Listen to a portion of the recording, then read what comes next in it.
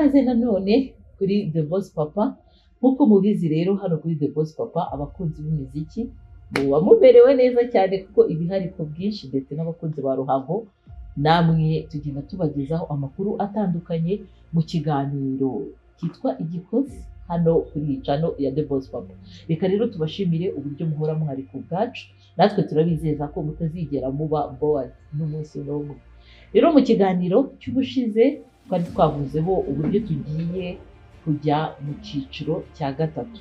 Turaza kuza kubivugaho mu ncamake uko icyiciro cya gatatu cyagenze. Tubafitiye n'amakuru menshi meza cyane y'ibyo twatwaye igikombe nabyo turabivugaho. Turaza kugaruka kandi ku bana babarizwa muri Tsindabatsinde Champion Academy babashije kwerekeza hanze. Mu ntego z'iyi academy mubizi neza ko atari ukugira ngo uyu mupira wacu ugarukire hano gusa.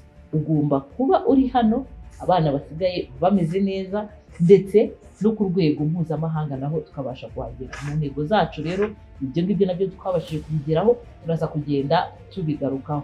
Reka rero mbashimire nanababwira ko uyu munsi turi kumwe na mugenzi wanjye ngiye kumwakira abibwira. Murakoze, nkaba nitwa Tsindabatsinde Champion, nkaba ndi manager muri Tsindabatsinde Champion. Ikaze kuri The Boss Papa. Nari maze kubabwira ko tugiye kurebera hamwe mu ncamake urugendo rw'icyiciro cya gatatu kugeza mugeze kuri iki gikombe turi kubona hano. Ni urugendo rwabaye ntabwo rwari rurerure cyane ko byari bigendanye n'ukuntu irushanwa ryari riteguye, kuko twatangiriye turi muri Kure y'Amajyaruguru tuza kuba aba mbere muri Kure y'Amajyaruguru, tuza ku rwego rw'igihugu aho muri kimwe cya kane twaje guhura n'ikipe ya Don Bosco tuyitsinda hano ibitego bibaza 4-0. Iwabo nabo tubatsinda 2-0, wabonaga aggregate iri hagati y'ibitego 6-0. Urumva yari match, nubwo wumva ibitego score yari ndende ariko yari match ikomeye kuko bafite nabo bana beza.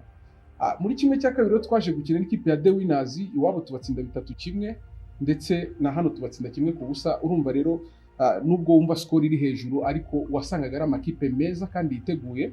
Rero ku mukino wa nyuma twaje guhura n'ikipe ya City Boy Nyamirambo, nayo ntabwo ari match yoroshye kuko yari ekipe imaze kumenyerana. Ndibaza yari imaze gutsindwa nk'umukino umwe, ariko twebwe twakinnye imikino 17 tutaratakaza na rimwe. Ubwo rero ku munsi wa nyuma rero nibwo twahuraga na City Boy twikuramo dutwara igikombe n'icyo muri mukona. Hanyuma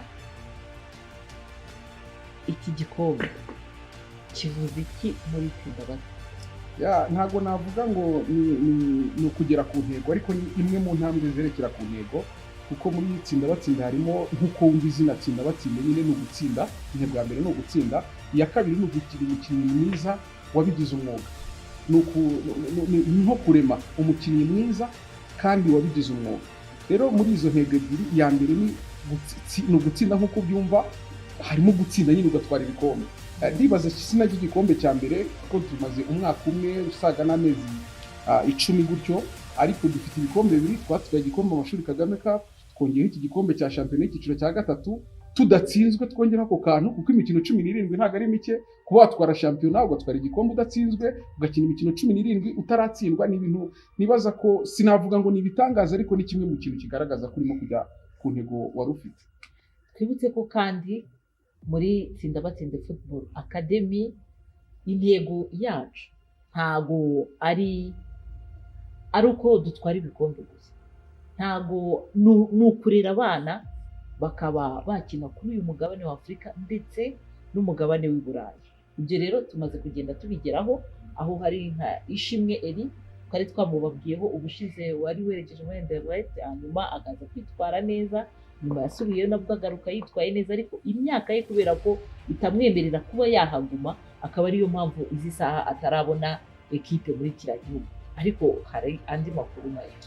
Ishimwe Eri iyo umurebye ubona ari umwana ufite impano koko, kuko ahantu hose yagiye anyura, yaba twebwe tumuselekshona aho twamusanze iwabo mu cyaro, kugeza n'uyu munsi aha muri selection agenda yitabira, ubona ko ni umwana ufite impano, ni umwana w'idiscipline ukuntu. Yaba ku mugabane w'Uburayi urabona ko agiye n'inshuro ya kabiri yerekeye ku mugabane w'Uburayi, yaba Anderlecht muri Genk yakozemo nabwo baramushima. Nkuko wagiye bivuga, ikibazo cy'imyaka gikomeza kuba aricyo kimugonga. Ubu noneho yaje mu bana 10 mu bana 1500 bakoraga selection ya Bayern Munich. Ubu rero yabaye mu bana babaye selectionné bazerekera mu gihugu deja bamaze kwerekera mu gihugu cy'Ubudage. Batangiye barakina imikino ya gishuti, ariko cyumweru samedi nibwo bazakina imikino official barwanira igikombe. Deja nk'umukinnyi mwiza nagiye numva ko ashobora kuguma mu kipe ya Bayern Munich. Tugarutse kuri Eri ubona ko ni umwana ufite impano, amaselection agenda akora, abatoza bagenda bamubona, ubona ko bagenda babona ari impano ifatika, cyane cyane ko umuntu yagiye ayoboye abandi, niwe kapiteni w'ikipe ya Bayern Munich. Ni nawe muto ufitemo imyaka 14. Ni umwana muri bo. Urumva ko intego yacu turi kugerageza kugenda tuyigeraho ku mwaka umwe n'igice gusa. Rero reka dushimire Forza iradufasha mu bintu byinshi cyane, yaba kwerekeza abo bana ku mugabane w'Uburayi no mu bindi bikorwa bya buri munsi by'ekipe.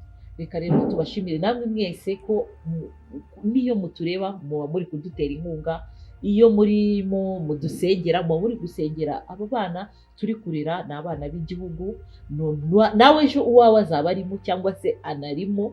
Rero mureke twese dufatanye, mukomeze kudutera inkunga, mudusengere, ndetse izi mpano turimo turazamura zigere kure hashoboka. Reka tugaruke no kuri Jesus nawe yabashije kwerekeza ku mugabane w'Uburayi. Yagiye mu kipe Westereo, urumva bari bamubonye abascout hano mu Rwanda, aza kwerekeza mu gihugu cy'Ububiligi. Nabwo kandi abona amanota meza, kuba ubona umwana hano waruguye mu cyiciro cya kabiri arimo gukina, akagera ku mugabane w'Uburayi agakora test mu cyiciro cya mbere. Nibaze ko ari wareba n'amanota yabonye ukabona ko ari ibintu byiza cyane, kandi hari n'icyizere ko agomba gusubirayo agakomeza muri iyo ekipe, cyangwa se akareba indi yakerekezamo.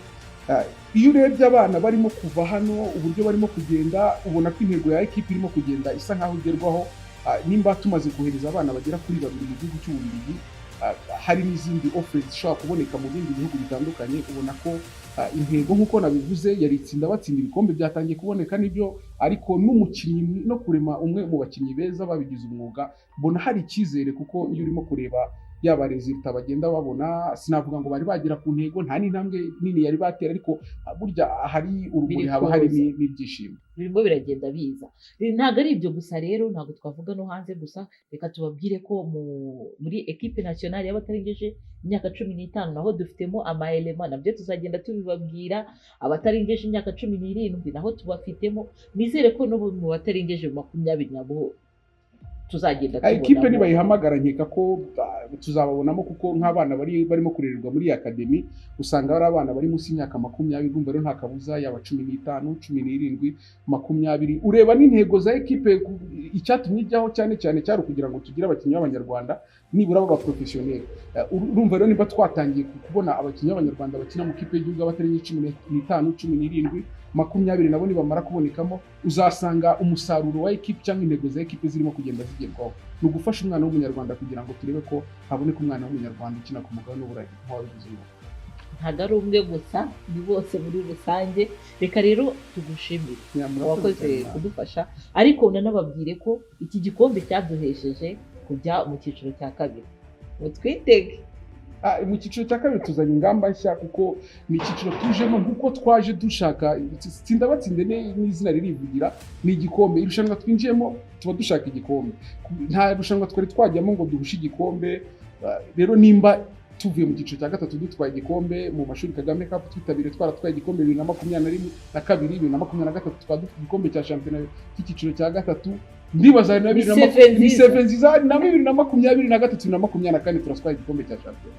Uko biri bugende ko. Reka rero mbabwire nk'uko n'umukuru w'igihugu yabivuzeho, reka dufashe abantu bose bafite iyo gahunda yo kuzamura abana bakiri batoya bafite impano yo gukina umupira w'amaguru. Hanyuma natwe ejo bundi tuzumve Amavubi noneho yarenze kane tuzayumva, ariko no mukiza birashoboka ni cyane. nabyo umuntu aba avuga. Hari igihe umuntu avuga ngo igikombe cy'isi, ngo umuntu akahita avuga ati urasimbutse uragiye kure. N'ubu nari ndimo kubabwira ngo turatwara igikombe cyo mu cyiciro cya kabiri, hari umuntu ahita uvuga ati urarengereye, nibwo ukiza wisitwara igikombe. Ariko nimba ugiye mu irushanwa uba ufite intego zo kuvuga ngo uragitwara, wiha intego ukavuga ati nzagitwara, niyo utagitwaye ariko nibura icyakujyanye ukigeraho, kuba warema umukinnyi mwiza, kuba wabona izo ntsinzi. Iby'ingenzi kuri twebwe ko nta nubwo ari ugutwara ibikombe gusa, ni ukugira umukinnyi mwiza wabigize umwuga. cyane ko no muri siroga yacu bivuga umukino, intsinzi n'uburere. Urumva rero ibyo bintu biragendana. Reka rero gushimira, ariko mbere y'uko dusoza, ni iki wabwira noneho aba bana biteguye gute kujya mu cyiciro cya kabiri? Ni iki wabasaba, ni iki wanasaba n'abafana baba bategereje kubareba? Cyane cyane abakunzi b'umupira w'amaguru, navuga mu Rwanda cyane cyane mu gace k'akarere ka Rulindo duherereyemo, abantu nibaze ku kibuga birebera ikipe yabo, cyane cyane ko bari bamaze igihe kinini batagira ikipe ibaserukira. Ariko uno munsi dufite ikipe ya Tsindabatsinde Football Academy,